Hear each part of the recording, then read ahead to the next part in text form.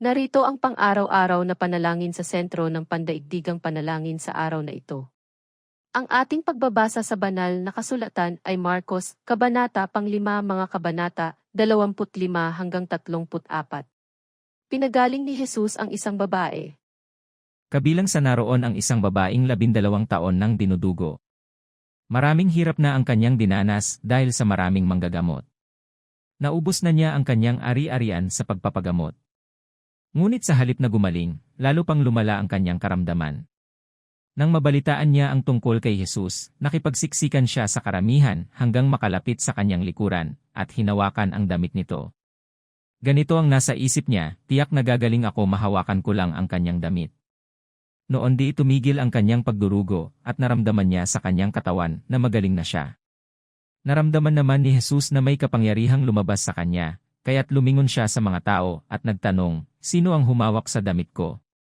Sumagot ang kanyang mga alagad, "Nakikita po niyong sinisiksik kayo ng maraming tao, bakit niyo itatanong kung sino ang humawak sa inyo?" Subalit tumingin pa rin siya sa buong paligid upang makita kung sino ang humawak sa kanya.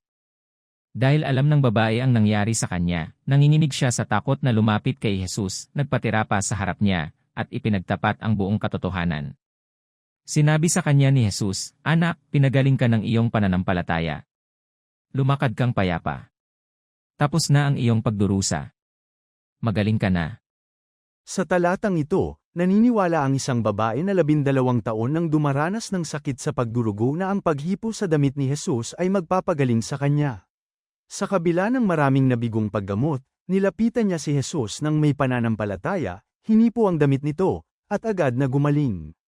Si Jesus, na batid ang kapangyarihang lumabas sa kanya, ay pinagtibay ang kanyang pananampalataya at sinabi sa kanya na humayo ng payapa, ganap na gumaling.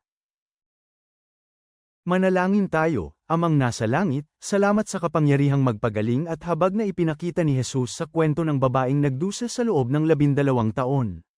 Kung paanong pinagaling siya ng kanyang pananampalataya, tulungan mo kaming magtiwala sa iyong pagmamahal at pangangalaga sa amin.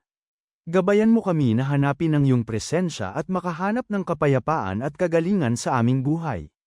Itong lahat ay aming hinihiling, sa pangalan ni Jesus. Amen.